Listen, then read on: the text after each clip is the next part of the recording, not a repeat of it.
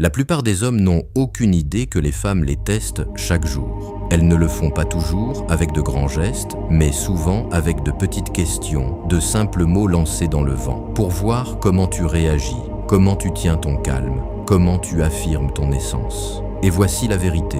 Une seule question d'une femme peut te révéler exactement comment elle te perçoit, si elle te voit comme un homme fort, confiant, ancré, ou si elle t'a déjà rangé dans la catégorie de ceux qu'elle peut contrôler, manipuler ou piétiner sans remords. Aujourd'hui, je vais te dévoiler 10 questions que les femmes posent et qui révèlent secrètement qu'elles te perçoivent comme faible. La plupart des hommes les ignorent, mais si tu apprends à écouter entre les mots, à sentir ce que cache le ton, ces petites questions te disent tout sur la place que tu occupes dans son esprit.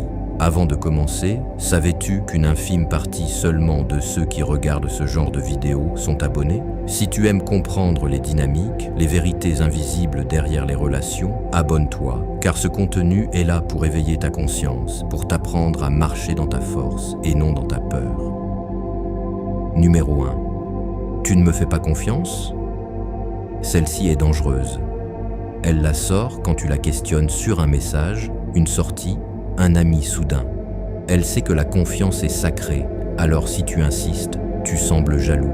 Mais si tu recules, tu parais faible. La plupart des hommes s'inclinent et disent « Bien sûr que je te fais confiance », même quand leur intuition leur crie le contraire.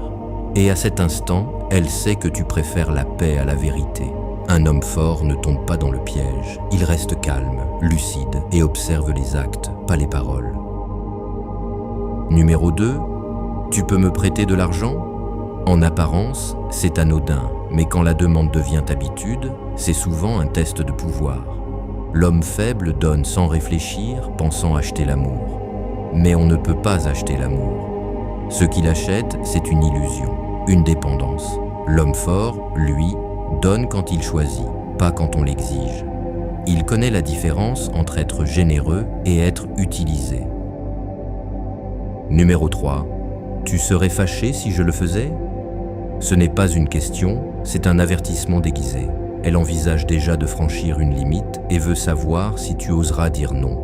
L'homme faible rit, dit non, bien sûr que non, même quand tout son être crie l'inverse. Ce jour-là, il perd son autorité. L'homme fort, lui, ne supplie pas, ne s'explique pas. Il reste clair. Si quelque chose est irrespectueux, la réponse est simple, non. Et s'il faut qu'elle parte, qu'elle parte. Numéro 4. Pourquoi tu t'en fais autant? C'est une diversion. Elle te le dit quand tu relèves un comportement flou. Le faible doute de lui-même, se tait et s'en veut d'avoir ressenti juste. Mais l'homme fort ne s'excuse pas d'avoir des valeurs. Il sait que le respect ne se quémande pas, il se vit. Numéro 5. Pourquoi t'es si jaloux? C'est une lame déguisée en caresse. Elle t'accuse pour ne pas répondre à ce qu'elle cache. Le faible se défend, essaie d'expliquer, se justifie. L'homme fort, lui, ne se perd pas en mots. Il ne lutte pas contre l'étiquette de jaloux. Il sait que la vraie question n'est pas la jalousie, mais le comportement. Numéro 6. Pourquoi tu ne peux pas juste laisser tomber? C'est la fuite face à la responsabilité. Le faible cède, croyant préserver la paix.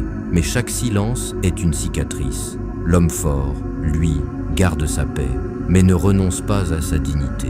Il parle calmement, fermement, sans élever la voix, mais sans trahir ses valeurs. Numéro 7. Pourquoi tu fais tout un drame pour rien? C'est un test d'émotion. Elle veut savoir si tu vas minimiser ton ressenti pour garder son sourire. Le faible recule. L'homme fort tient sa ligne. Ce qui est important pour lui reste important. Il n'a pas besoin d'être compris pour être clair. Numéro 8. Pourquoi ça te dérange à qui je parle? Une question simple, mais lourde. Elle veut savoir si tu as peur de t'affirmer. Le faible hésite, dit « Non, je m'en fous », pour ne pas faire d'histoire.